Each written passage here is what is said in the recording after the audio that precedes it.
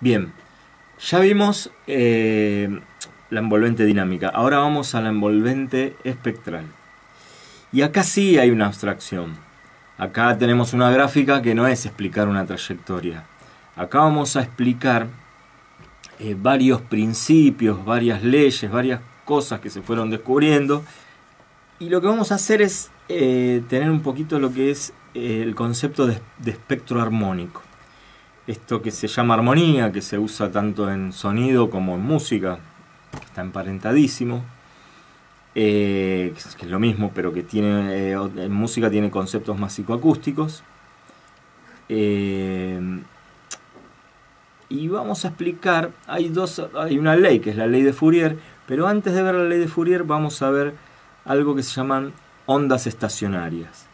Las ondas estacionarias son fenómenos que se producen en una vibración, fenómenos físicos, tanto en una cuerda que vibra como en un resonador. Es el principio que tiene que aprender cualquier luthier para fabricar un instrumento. Es el principio de que existan los instrumentos musicales. O sea, que suenen afinados, que sean armónicos. O sea, es una ley constructiva, es un principio de vibración. Esta vibración se produce no solamente en una cuerda, como lo vamos a ver, sino también se produce en una columna de aire, en un tubo de aire, por ejemplo. Ahora vamos a ver lo que es el tubo de Kuhn y vamos a ver las ondas estacionarias tanto en una cuerda como también en una columna de aire estudiado físicamente por Kuhn. Vamos a ver una serie de videitos que son, yo creo que están buenos, que son bastante claros. ¿Y cómo se producen estas ondas estacionarias? Estas ondas estacionarias no son ondas de propagación. ¿Se acuerdan que yo les dije? O sea, emitimos algo que vibra, algo físico que vibra, se traslada en el aire hasta llegar al tímpano o hasta llegar al micrófono. Bueno, estas son ondas que se propagan. Las ondas estacionarias no se propagan.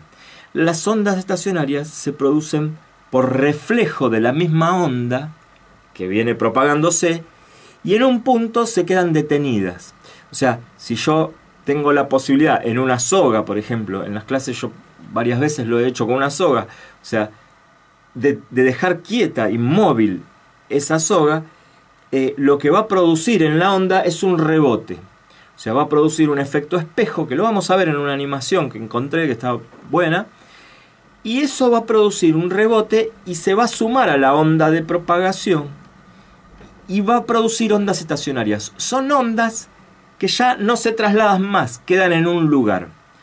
Este punto donde yo dejo quieta la onda, dejo quieta la soga, en este caso, la cuerda, si fuera una cuerda de una guitarra, una cuerda cualquiera, se llama nodo. Y el lugar donde vibra más la amplitud máxima que me puede dar de estas ondas estacionarias se va a llamar antinodo o vientre también. Esto se aplica no solamente para una cuerda, sino también para una columna de aire. Cuando yo soplo por una columna de aire y está cerrado, está quieto, la punta del tubo está cerrado, también voy a producir que en ese punto el aire no se mueve, no puede ir a ningún lado. Entonces es el mismo principio físico que se aplica tanto para la cuerda como para el aire, en donde se produce un nodo y este nodo va a producir ondas estacionarias por reflejo, porque se van a sumar, va a ser una especie de espejo que se va a sumar la onda que venía con la onda que vuelve. Y se van a producir ondas que solamente están en un lugar. Y esto es importantísimo. ¿Por qué? Porque un set, una sala, cualquier cosa donde rebote el sonido, va a producir ondas estacionarias. Y estas ondas estacionarias, yo lo voy a explicar, vamos a ver, lo vamos a ver en detenimiento, por eso quería separarlo con el tema anterior. Estas ondas estacionarias se dan en puntos donde dentro de esta columna de aire se producen lugares quietos donde el aire no vibra, o sea, es cero, en ese punto es un nodo, y en donde el aire se duplica, o sea, tiene ese vientre o ese antinodo donde es más potente la vibración de la que yo emití y se me suma a la onda que reflejó y hace una amplitud máxima, que es un vientre o antinodo. Esto es lo importante de la longitud de onda. ¿Por qué? Porque cada frecuencia, y cada frecuencia, un sonido grave o agudo, va a tener su longitud de onda, esto que yo les machacaba en el primer video. Y esa longitud de onda va a tener que ver, es muy importante tener que saber qué dimensiones tiene la sala, o para el luthier qué dimensiones va a tener mi tubo, la flauta, el sicú, lo que yo estoy haciendo, el guitarrón, lo que yo estoy, qué dimensiones va a tener, para que esas resonancias donde yo voy a privilegiar ciertas ondas que van a aumentarse y ciertas ondas que van a quedar nulas, voy a explicar una cosa más, que es la anulación de fase también. Esos puntos donde estoy, en el caso del set, no va a ser bueno poner un micrófono, porque voy a hacer pelota ondas graves o ondas agudas. Ciertas frecuencias las voy a hacer pelota según dónde ponga el micrófono. Y eso pasa en una sala, pasa, o sea, donde está el espectador escuchando, se van a producir nodos dentro de esa sala, o sea, vamos a tener que estudiar y vamos a tener que tener muy en cuenta las frecuencias que estamos emitiendo con las longitudes del lugar que está resonando, porque cada sonido, cada frecuencia tiene una longitud de onda, y eso se mide en metros o en centímetros. Y eso es lo importante que yo les decía en el primer video. Vamos a ver, ondas estacionarias.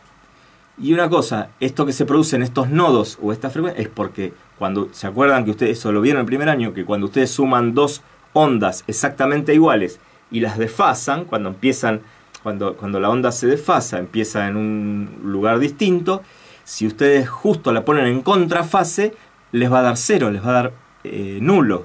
Y ese es el nodo. O sea, ¿por qué? Porque la onda, al reflejarse, tiene puntos donde se suman positivamente, pero tiene puntos por la distancia donde se suman y donde al sumarse se restan, se quedan en nulo. Entonces hay hay nodos donde no se escucha nada, y hay nodos donde se escucha el doble de lo que yo emití. Más o menos por ahí la cosa. Bien, vamos a ver un par de animaciones y vamos a ver, hay una explicación muy clara en este video. Véanlo y seguimos. La onda estacionaria se distingue de la onda progresiva porque ella no se propaga. Una onda estacionaria resulta de la superposición de dos ondas progresivas de igual frecuencia que se propagan en direcciones opuestas. Para comprender esto, interponemos un obstáculo en el medio de propagación e imponemos que el punto de la onda en contacto con el obstáculo, aquí en rojo, se mantiene fijo. La onda incidente parece rebotar y luego se desarrolla una onda estacionaria. Se trata efectivamente de un rebote. Al resolver las ecuaciones de propagación teniendo en cuenta la condición límite impuesta por el obstáculo, se demuestra que la onda incidente es reflejada totalmente. Es una suerte de efecto de espejo. Una onda estacionaria es justamente la suma de estas dos ondas progresivas.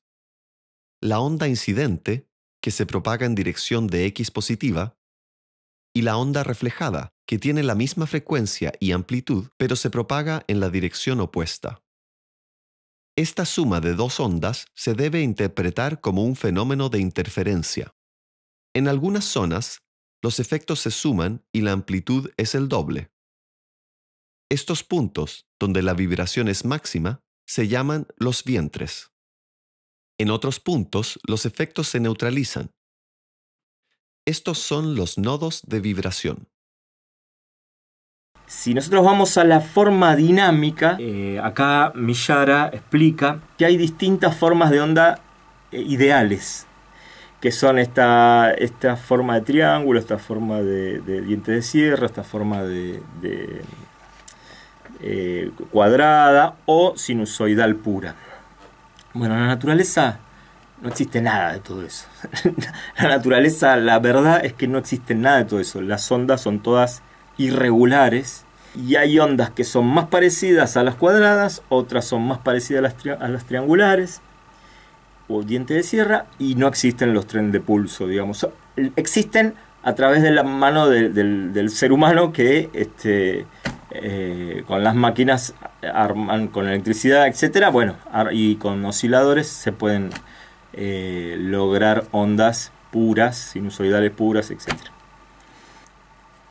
Nosotros podemos hacer un sonar, por ejemplo. Vamos a ir al ejemplo de la cuerda. Vamos a ver dos formas de sonar. En realidad todos los instrumentos funcionan de esa forma, e incluso nuestra voz. Nosotros tenemos una cuerda de un largo X y la hacemos vibrar y la hacemos sonar, lo que supone que produce un movimiento oscilatorio que respondería a una sinusoide. En realidad lo que sucede es que además del sonido fundamental del largo de la cuerda, nosotros vamos a ver, vamos a poder estudiar que dentro de la cuerda se producen otros movimientos. Si nosotros pudiéramos ver en cámara lenta la cuerda, vamos a ver que se producen una serie de nodos repartidos dentro de la dimensión de la cuerda, donde nosotros podemos ver que además del movimiento principal de ese antinodo y esa amplitud máxima que hace, hay otros movimientos que están vibrando junto con ese movimiento,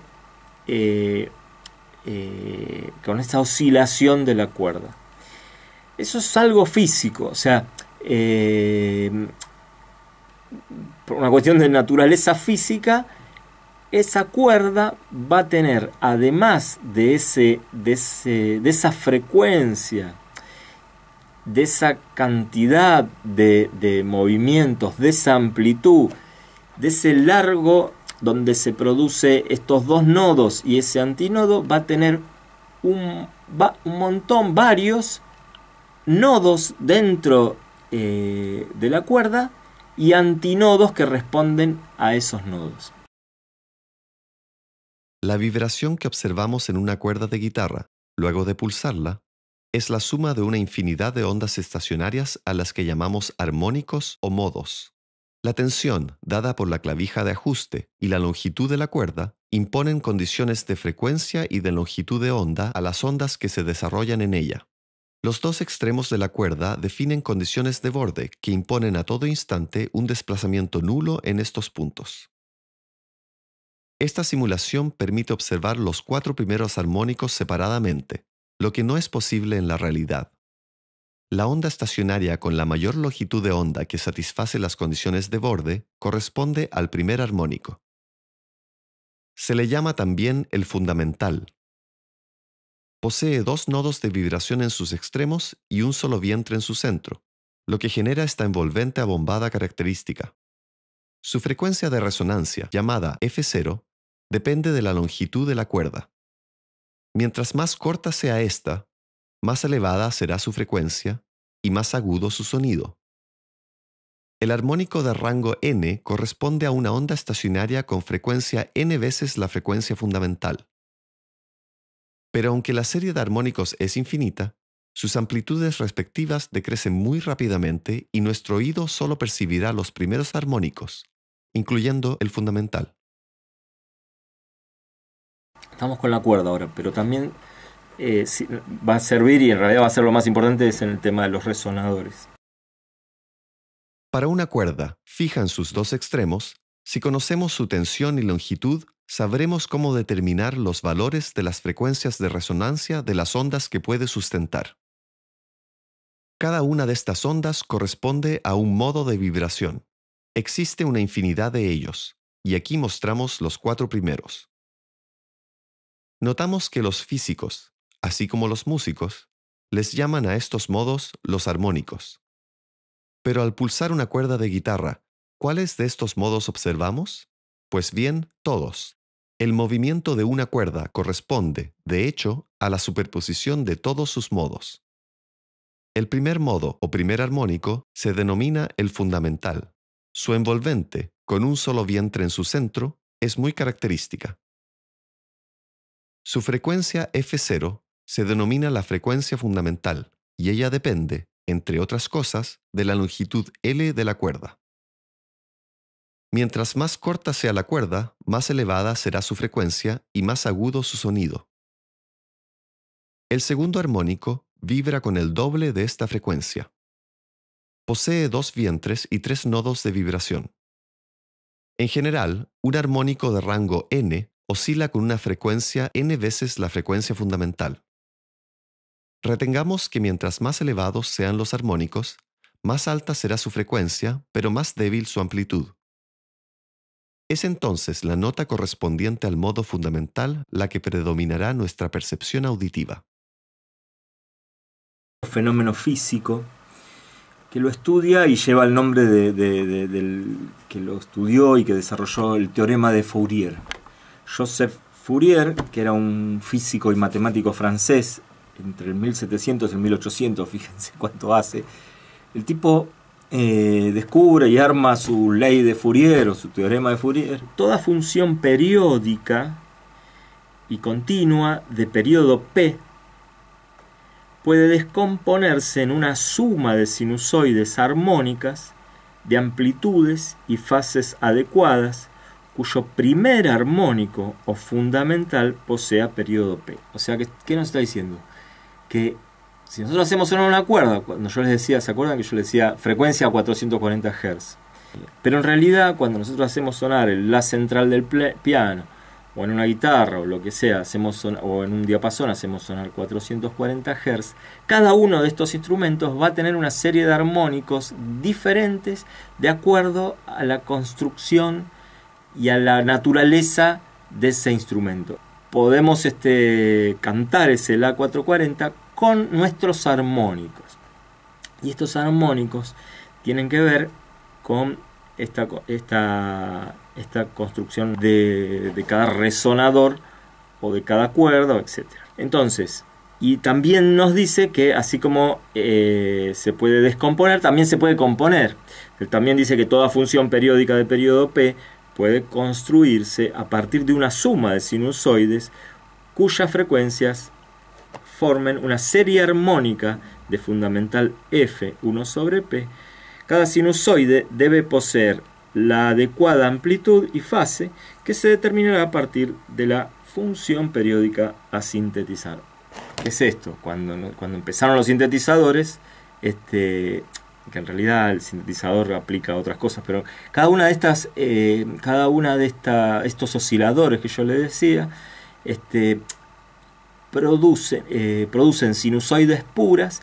Entonces, ¿qué hacía? Según cómo combinaban y sumaban esos osciladores, cómo sonaban esos osciladores, me sonaba más a un piano, me sonaba más a una flauta, me sonaba más a una voz humana, etc.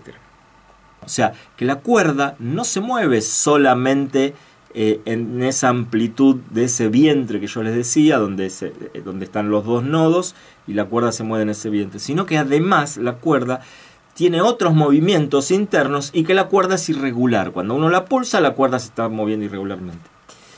Entonces, igual esto Fourier lo aplica para un montón de cosas. El tipo estudiaba fuego, calor, o sea, y se usa, por ejemplo, en electricidad, y se usa hoy en día siempre para explicar un montón de cuestiones sobre los armónicos que se producen en electricidad y en cualquier otra ciencia que tenga ondas periódicas, donde se producen estos fenómenos de armónicos de esa frecuencia principal.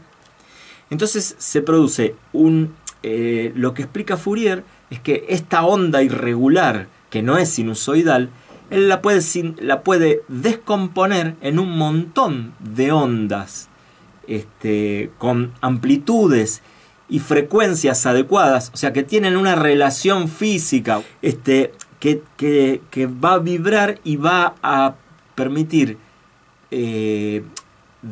por ejemplo, dentro de esa cuerda o dentro de esa columna de aire, que se produzcan estos armónicos.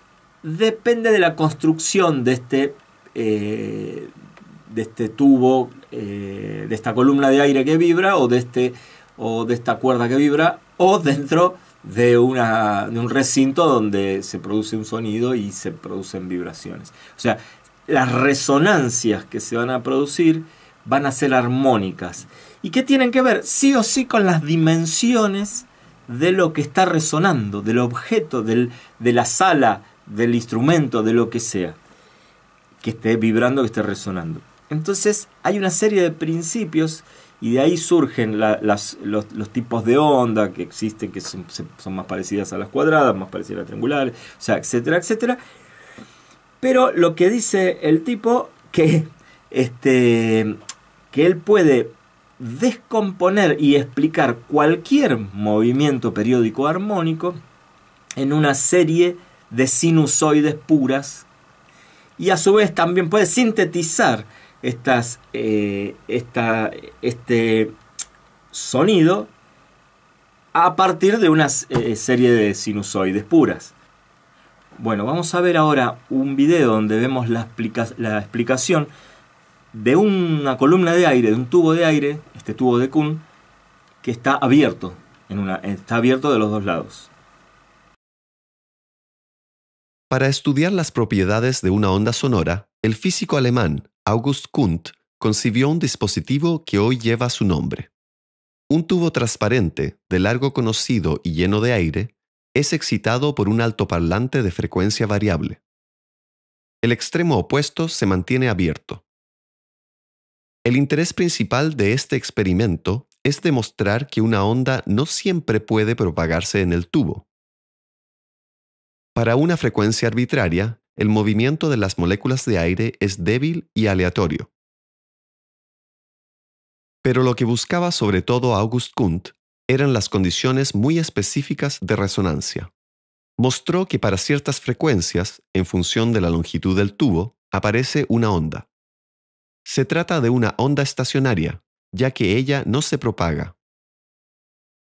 Esta se parece más a una vibración localizada que a una onda, aunque se trata en efecto de la onda que resulta de la suma de dos ondas progresivas de igual frecuencia y amplitud, pero que se propagan en direcciones opuestas. La forma de una onda estacionaria es muy característica. Ella se reconoce en sus nodos de vibración, lugar de los puntos que se encuentran inmóviles a todo instante, y en sus vientres de vibración, lugar de los puntos que vibran con amplitud máxima. Retendremos también que existen muchas frecuencias de resonancia y que cada una genera una forma de onda estacionaria distinta. El autor hace una enumeración de estas señales y dice que está la diente de sierra, la cuadrada, la triangular, el tren de pulsos. Yo me quedaría, vamos a analizar dos de estas señales en este esquema, en esta ley de Fourier de descomposición de armónicos sinusoidales. Una es la diente de sierra y la otra es la cuadrada. La diente de sierra nunca es perfectamente diente de sierra, pero se asemeja a la señal diente de sierra la voz humana, los violines, todos los instrumentos de cuerda frotada, el oboe, son lo más parecido a ese diente de sierra. En este tipo de señal nosotros tenemos todos los armónicos, los pares y los impares. O sea, para formar esta señal hay un patrón que se reconoce de esta serie de Fourier, en donde nosotros tenemos una relación entre el armónico, el fundamental, el armónico 1, y el armónico 2, 3, 4, 5 y 6. O sea, lo que se tiene que dar es que el armónico 1, que es que tiene más amplitud, y la relación es que el armónico 2 tiene una relación de amplitud con el armónico 1, que es el armónico 1 sobre 2. O sea, si es el armónico 2 va a ser armónico 1 sobre 2. El armónico 3 va a ser el armónico 1 sobre 3 y así. Y a medida que nosotros vamos sumando armónicos, se va formando cada vez más la forma del diente de sierra. Y después tenemos la onda cuadrada. Tanto la onda cuadrada como la triangular en ese patrón de sumatoria de sinusoides lo que tenemos es que no tiene armónicos pares. No tiene armónicos pares. En la onda cuadrada lo que sucede es igual, o sea, es lo mismo que en la diente de sierra, o sea, la relación es igual, o sea, el armónico 2, la relación de amplitud va a ser el armónico 1 sobre 2, pero como los pares no están, nos va a dar 0.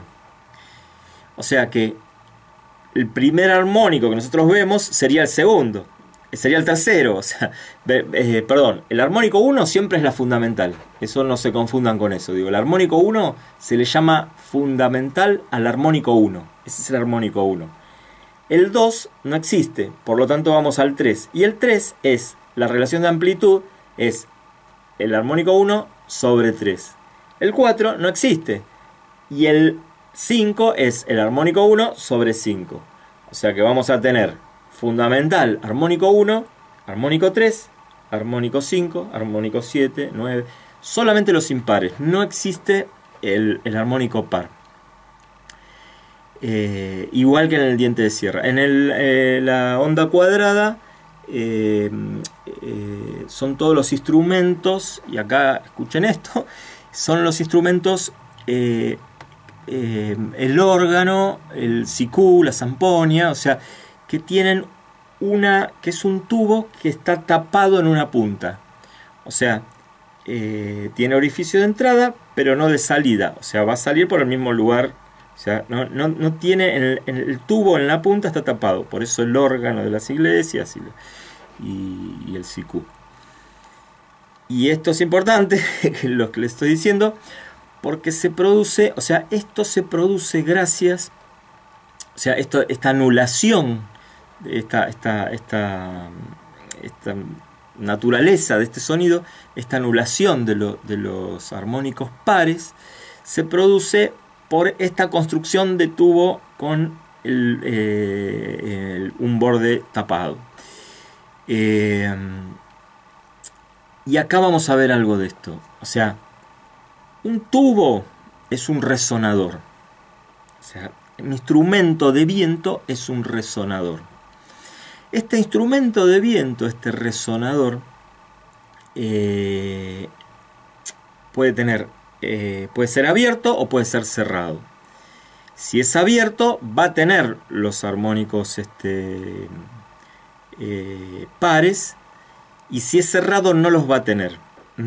Lo que existe en estos resonadores, como en la naturaleza de cualquier recinto, y el set es un recinto y es un resonador también, depende el recinto, depende el tubo que nosotros, el instrumento de tubo que nosotros tengamos. O sea, el largo de una zampoña, el alto de un tubo de un órgano,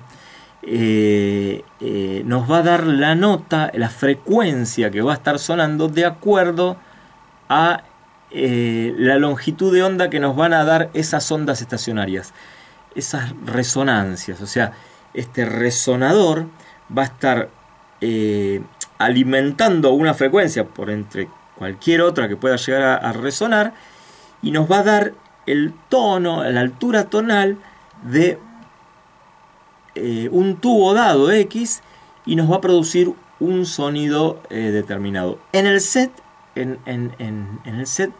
o sea, en un recinto, se nos van a producir también ondas estacionarias. Bien, esto es debido a las ondas estacionarias. Ahora vamos a ver un video medio largo que tiene como más de 20 minutos, pero que explica con lujo de detalle cómo se producen estas ondas estacionarias en un tubo cerrado y en un tubo abierto. Así que tenemos un lado abierto y otro lado cerrado. Y adentro hay aire. ¿Qué va a pasar si yo soplo? Pues que este aire se va a empezar a mover. Pero, ¿qué va a pasar con esta molécula de aire que se encuentra aquí en el fondo? Pues cuando yo sople va a querer oscilar hacia adelante y hacia atrás, pero no va a poder hacerlo ya que se encuentra con esto cerrado, con este lado de acá. Y cuando trata de moverse, golpea a este lado cerrado y empieza a perder energía, de manera que aunque quiera moverse no se va a poder mover mucho. A diferencia de lo que sucede en este otro lado, donde esta molécula se puede mover todo lo que quiera. Cuando estoy moviendo las moléculas de aire, las moléculas del fondo casi no se mueven y las moléculas en el lado abierto se mueven mucho más. Y las moléculas del medio pues se mueven un poquito más, aunque se mueven cada vez menos conforme están más cerca del lado cerrado. Y es así como estamos modelando esta lata. Aunque si quitáramos o cortáramos esta parte, seguiríamos teniendo ondas estacionarias. Y esto luciría algo así, en donde la lata estaría abierta en ambos extremos.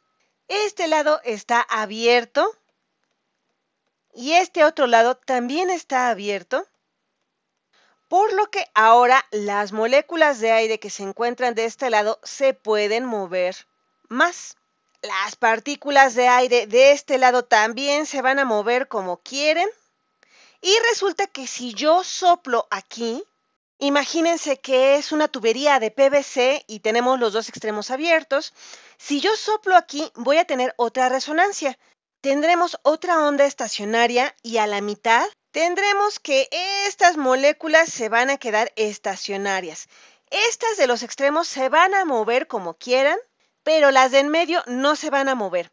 Esto luce algo así, en donde los extremos oscilan como locos y lo que está en el medio casi no se mueve. Y esta es una onda estacionaria. Pues aquí pareciera que realmente la parte comprimida no se está moviendo, como que todo está rebotando hacia adelante y hacia atrás. Así que, ¿cómo describimos esto matemáticamente? Que es la parte interesante.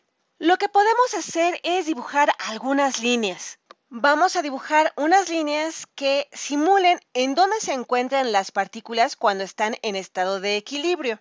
Y esto de el estado en equilibrio es una forma elegante de expresar esto. Tenemos un tubo con los dos extremos abiertos y así es como está el aire si no nos metemos con él, si lo dejamos solito. Así que dibujo estas líneas para indicar en dónde quieren estar estas partículas de aire. De manera que si se desplazan lejos de esta posición, podamos darnos cuenta de qué tanto se desplazaron. Tenemos nuestra tubería de PVC y es así como lucen las partículas de aire antes de que soplemos. Y cuando soplamos en la tubería, el aire luce así. Esta molécula de aquí se desplazó hasta acá. Esta se desplazó hasta acá. Esta otra hasta acá. Y esta se desplazó un poquito más. Esta de plano no se movió. Esta se movió un poquito a la derecha. Esta se movió un poquito más a la derecha. Y esta todavía un poco más hacia la derecha también. Por lo que tendremos diferentes desplazamientos en diferentes puntos. Vamos a graficar esto. Voy a dibujar un eje horizontal y un eje vertical también. Y esto lo voy a hacer para conocer el desplazamiento total. Esto es el desplazamiento.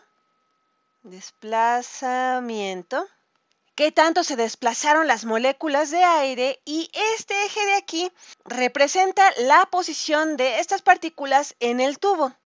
En dónde se encuentran estas partículas en el tubo y le voy a llamar X. Así que si graficamos esto, ¿qué vamos a tener? Bueno, veo que esta molécula de aire en este eje del desplazamiento pues se desplazó bastante y normalmente lo que está a la izquierda va a ser negativo. Así que voy a ponerla por acá. Tuvo un desplazamiento muy grande. Este casi no se desplazó. Este lo vamos a dibujar en el eje porque representa que no hubo ningún desplazamiento.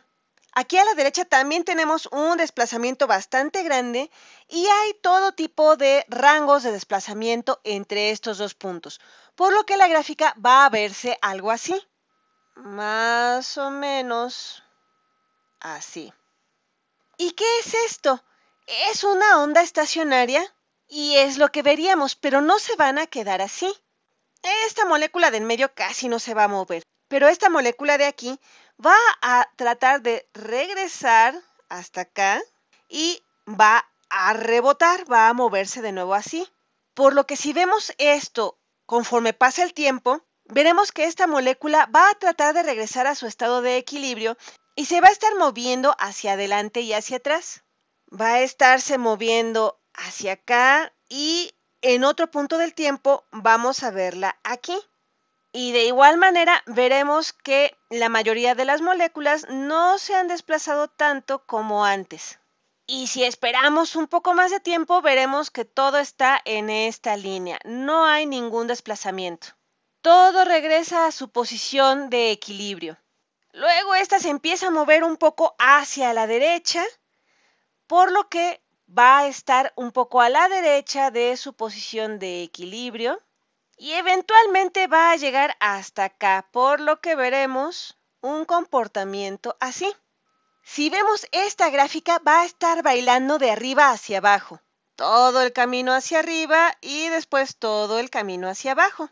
Aunque esto no representa el movimiento de las moléculas de aire, las moléculas de aire no se mueven hacia arriba y hacia abajo, solo se mueven de izquierda a derecha. Y esta gráfica que dibujamos representa el desplazamiento que tienen hacia la derecha o hacia la izquierda. Y a esto se le llama onda estacionaria porque esto de aquí, que parece el pico de la onda, no se está moviendo hacia la derecha. Esto simplemente está danzando de arriba a abajo. Y es por eso que yo les llamo ondas bailarinas, porque bailan de arriba hacia abajo, pero pues normalmente se les conoce como ondas estacionarias. Esto se mueve de arriba a abajo y el nodo pues se queda aquí, quietecito. En una onda en movimiento, este nodo se estaría moviendo hacia la derecha, lo mismo que los picos se estarían moviendo a la derecha, pero en este caso no es así. Aquí no parece que se mueven, así que es por eso que se le llama onda estacionaria. La onda estacionaria se distingue de la onda progresiva porque ella no se propaga. Una onda estacionaria resulta de la superposición de dos ondas progresivas de igual frecuencia que se propagan en direcciones opuestas. Y el truco aquí está en cómo representamos esto matemáticamente. Aquí lo representamos de manera gráfica, pero ¿cómo lo representamos matemáticamente? Vamos a limpiar un poco esto. La cuestión es cuánto de una onda tenemos aquí. ¿Qué longitud de onda tendremos aquí? Bueno, si recordamos una longitud de onda completa que voy a dibujar aquí, aquí tengo dos ejes que representan mi eje X y mi eje Y. Una longitud de onda va a ser cuando la onda regresa hasta donde inició. Desde un punto en el ciclo hasta ese mismo punto en el ciclo. Esto es una longitud de onda completa. ¿Cuánto es esto de una longitud de onda? Veamos, comienza en el fondo y llega hasta arriba, pero aquí se detiene, ya no hay más. Así que, ¿esto será una longitud de onda completa? No, es la mitad de una longitud de onda. Es solo la mitad de la onda. Si nosotros quisiéramos conocer qué tanto es de la longitud de la onda con base en la longitud de este tubo, digamos que este tubo tiene una longitud L. Para esta primera onda diríamos que en L cabe la mitad de la longitud de la onda. La mitad de la longitud de la onda cabe en esta distancia, por lo que L es igual para esta primera onda estacionaria, L es igual a lambda entre 2, lo que significa que lambda es igual a 2L. Así pues, la lambda de esta onda es igual a 2L. Y esta es la frecuencia fundamental o la longitud de onda fundamental. Longitud de onda fundamental. Y recibe este nombre especial porque es lo que vamos a escuchar cuando soplamos en este tubo. Pero no es la única frecuencia o longitud de onda que podemos encontrar. Tenemos que recordar que estos extremos se van a mover como locos. Estos van a ser los antinodos. En este caso vamos a tener un nodo a la mitad, dos antinodos en los extremos. La pregunta es, ¿qué otras ondas estacionarias podemos determinar? Debemos tener un antinodo aquí y otro antinodo en el otro extremo y vamos a tener un nodo aquí.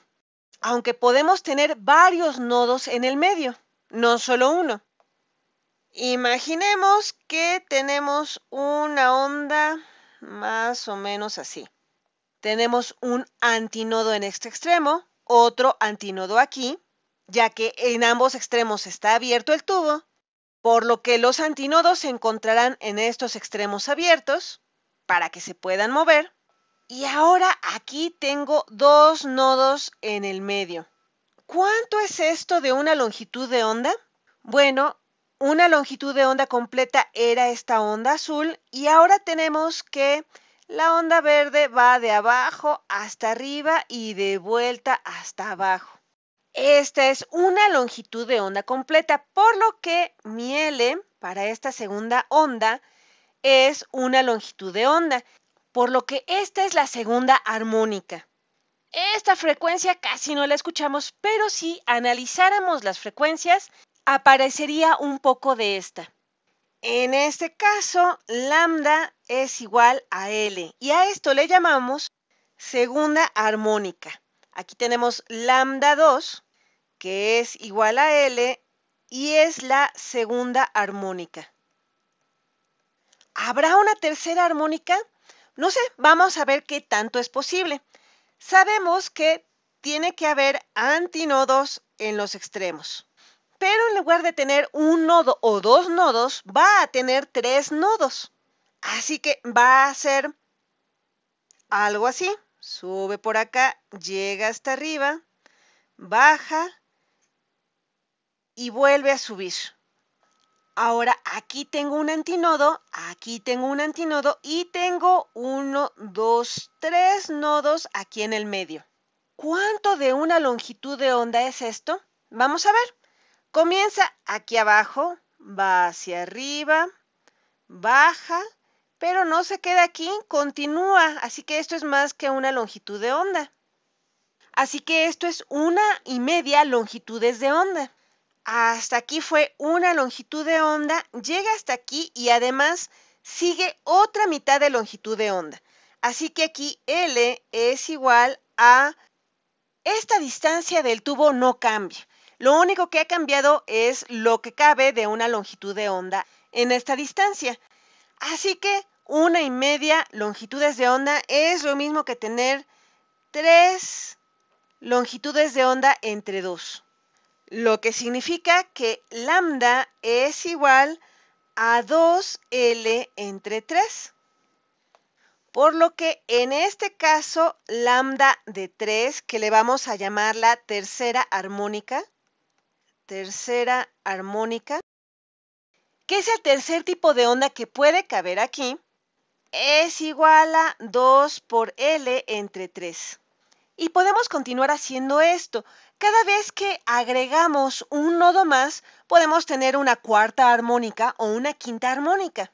Siempre y cuando tengamos un antinodo en un extremo y otro antinodo en otro extremo, tendremos diferentes ondas posibles.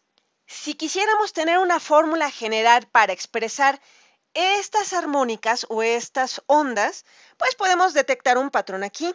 Aquí tenemos 2L, aquí tenemos L, aquí tenemos 2L entre 3. Resulta que la siguiente sería 2L entre 4 y la siguiente 2L entre 5. Si quisiéramos expresar o encontrar todas las posibles longitudes de onda, aquí le pongo N a estas longitudes de onda, va a ser igual a 2 por la longitud del tubo entre N, donde N es igual a 1 o a 2, 3, 4 y así sucesivamente. Si aquí tengo que N es igual a 1, me quedaría 2L, que es mi frecuencia fundamental. Si N es igual a 2, voy a tener 2 entre 2, que es igual a L, por lo que voy a tener mi segunda armónica. Si N es igual a 3, voy a tener 2 por L entre 3, que es mi tercera armónica. por lo que esta fórmula me da todas las posibles longitudes de onda para esta onda estacionaria. Y esto es para un tubo que tiene ambos extremos abiertos. Y nos dimos cuenta de que podíamos encontrar una fórmula para expresarlas todas. Cualquier longitud de onda posible en un tubo con ambos extremos abiertos, esto depende solamente de la longitud del tubo, que llamamos L, y también depende de N. N se refiere a cuál armónica queremos. 1 es la fundamental, 2 es la segunda armónica, 3 es la tercera armónica y así sucesivamente. Esto nos da todas las posibles longitudes de onda para este caso. Ahora la pregunta es, ¿podremos hacer lo mismo para el caso en el que uno de los extremos está cerrado? ¿Qué pasaría si cerráramos, por ejemplo, este extremo? Pues vamos a hacerlo. Aquí tenemos un tubo que tiene un extremo cerrado. Tenemos aire adentro y si soplamos, ¿qué posibles frecuencias podremos generar? ¿Qué es lo que sabemos? Bueno, sabemos que este extremo está abierto, por lo que esta molécula de aire puede oscilar libremente. ¿Qué tipo de nodo es este? Pues va a ser un antinodo, ya que puede oscilar mucho. Pero en las moléculas de este lado, pues van a continuar golpeando con la tapa del fondo. No se van a poder mover mucho, por lo que en este extremo tendremos un nodo, ya que no puede darse el desplazamiento de las moléculas. Entonces aquí tenemos un nodo. Este punto lo ponemos justo en el eje, ya que no tiene ningún desplazamiento. Y nuevamente estoy graficando el desplazamiento. En este caso el desplazamiento horizontal. Aquí sabemos que hay un antínodo y voy a dibujar la onda más simple posible, que va desde este antínodo hasta este nodo. Luce así. ¿Qué parte de una longitud de onda es esto? Bueno, con base en la longitud de este tubo, si esto es L, ¿qué longitud de onda es esta en términos de L? El truco aquí es ver qué tanto de una longitud de onda es esto. Y esto es algo que molesta a muchos estudiantes porque no les gusta encontrar qué es esto. Pero realmente no es difícil de encontrar.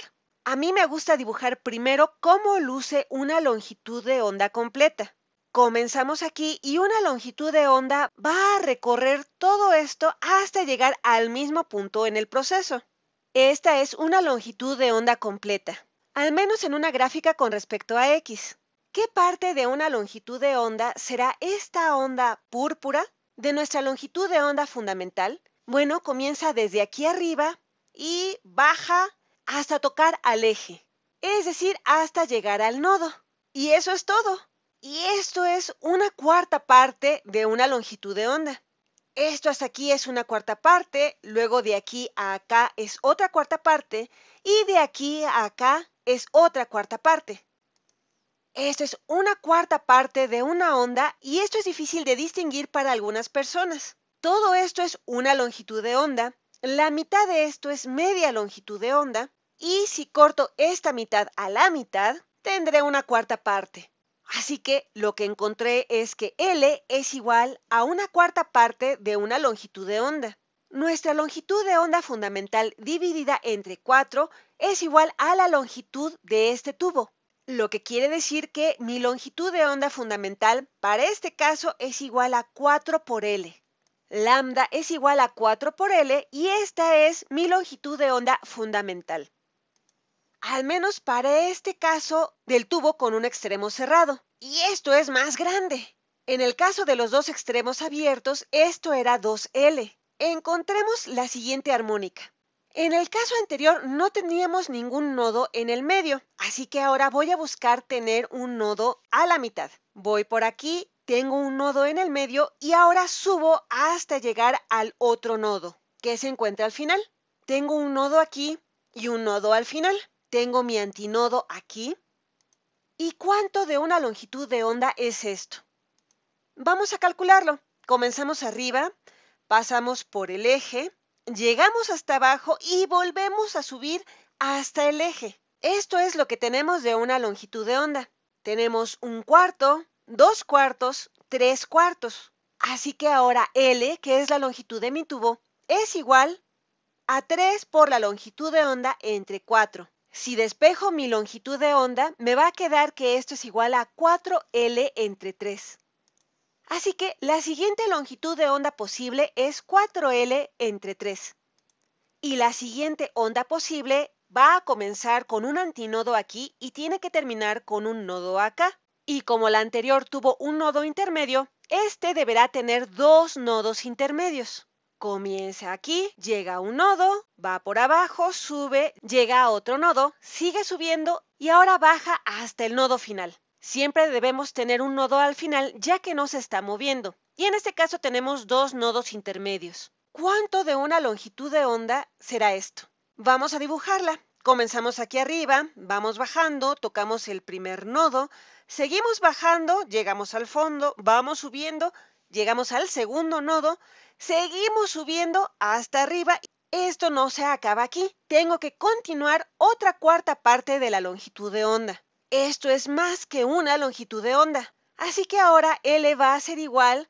Bueno, de aquí hasta acá tengo una longitud de onda completa. Y a esto le agrego una cuarta parte de longitud de onda. Una longitud de onda y un cuarto, o lo que es lo mismo, 5 longitudes de onda entre 4. O lo que es lo mismo, 5 cuartos de longitud de onda, ya que justo hasta acá tenemos una longitud de onda completa. Y a esto le agregamos una cuarta parte más.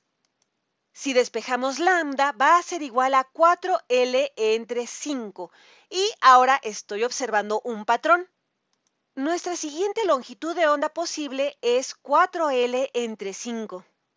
Y ahora con lo que hemos visto podemos hacer una generalización de cualquier longitud de onda posible para este caso. Mi longitud de onda n va a ser igual, bueno, vemos que en todos los casos tenemos 4L, 4L entre 3, 4L entre 5 y el siguiente va a ser 4L entre 7.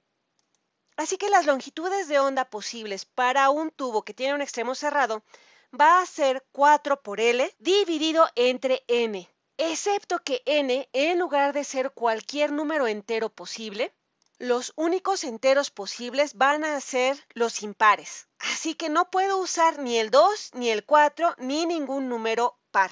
Solo los impares, 1, 3, 5, etc.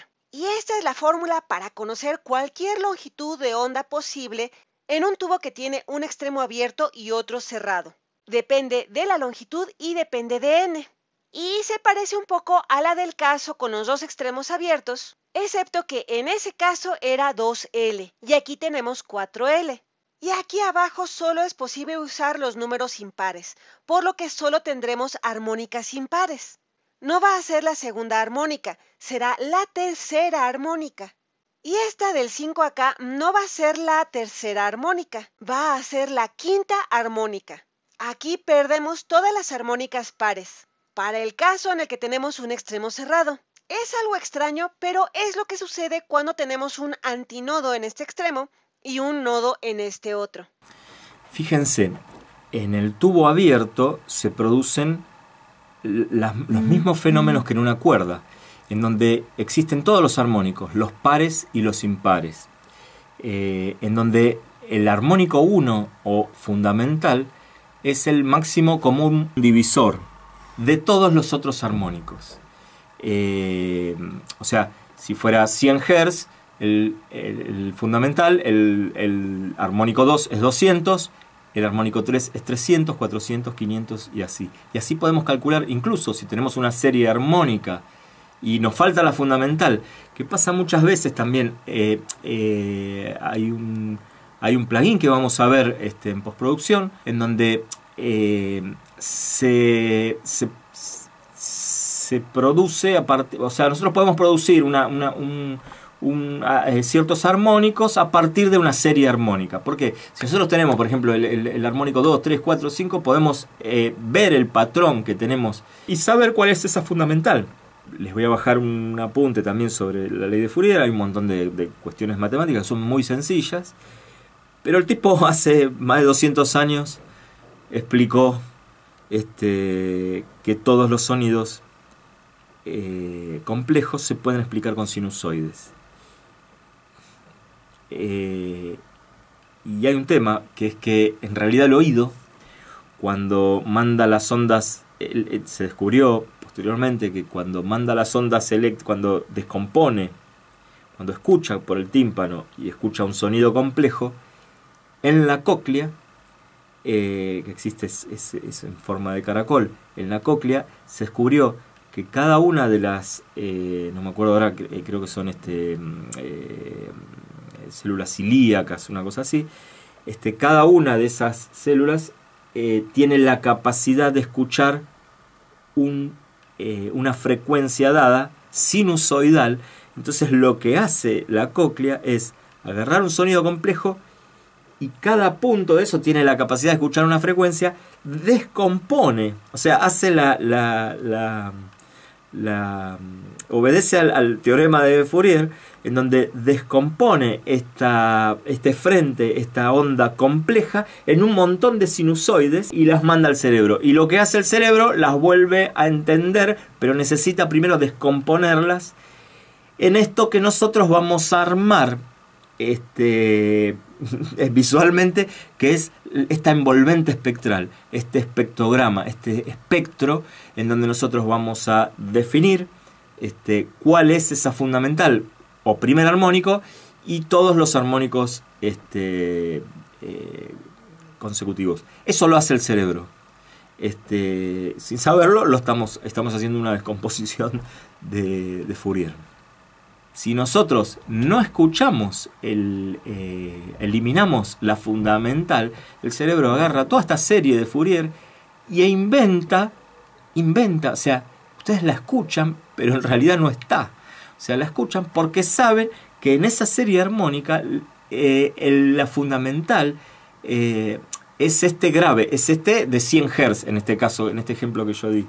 Y el cerebro inventa estos 100 Hz. Por eso también es muy interesante ver cuando uno escucha música en un aparato que no tiene graves y que pareciera como que la imagina, la inventa, porque tiene todo el resto de la serie armónica. O sea que lo que hizo Fourier en realidad descubrió lo que hace la naturaleza dentro de la oreja. Entonces nosotros vamos a entender al sonido como con la amplitud, vamos a entender al sonido con el espectro. En nuestras coordenadas cartesianas vamos a tener ya no tenemos como la envolvente dinámica, donde en el eje Y tenemos presión y en el eje X tenemos tiempo. Vamos a tener en el eje Y presión, o sea, es la amplitud, la presión sonora, y en el eje X vamos a tener frecuencia. Y nosotros nos vamos a manejar en todo momento y en la postproducción y en todo momento con estas gráficas de envolvente dinámica y envolvente espectral o espectro o espectrograma. Nosotros, así como estamos deconstruyendo todo, podemos decir que estos armónicos tienen envolventes, cada armónico de estos, por la naturaleza de cada uno de las frecuencias y de las longitudes de onda, tienen envolventes dinámicas distintas. Entonces de ahí este diagrama tridimensional que aparece en el libro, en donde vemos la dinámica de cada uno de estos armónicos, en donde, por ejemplo, el fundamental, el armónico 1 fundamental, se nos puede extinguir antes que un armónico medio o que un armónico agudo. Vieron que estoy mezclando psicoacústica con física constantemente.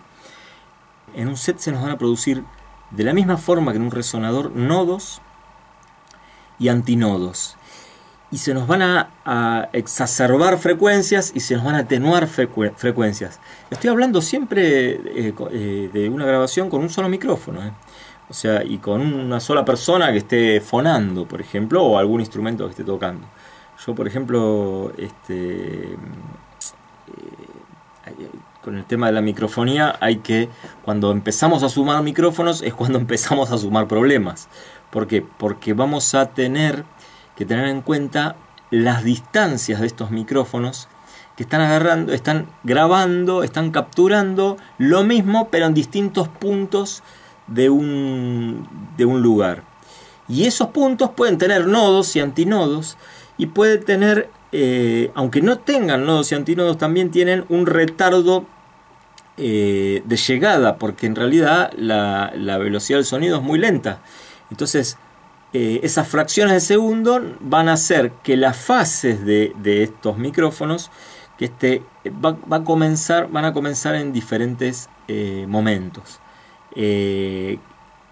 Puede ser que lo notemos como un desfase, o puede ser que lo notemos también como, si es un instrumento musical, como una desafinación. Me ha pasado de grabar una guitarra con 2 micrófonos y que después suene muy desafinada, y que después me di cuenta que en realidad era por los 2 micrófonos. La guitarra no estaba desafinada.